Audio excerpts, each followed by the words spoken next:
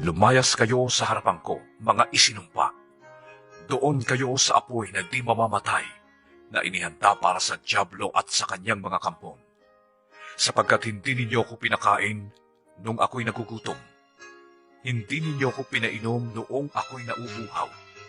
Hindi ninyo ako pinatuloy noong ako'y isang dayuhan. Hindi ninyo ako dinamitan noong ako'y walang maisuot.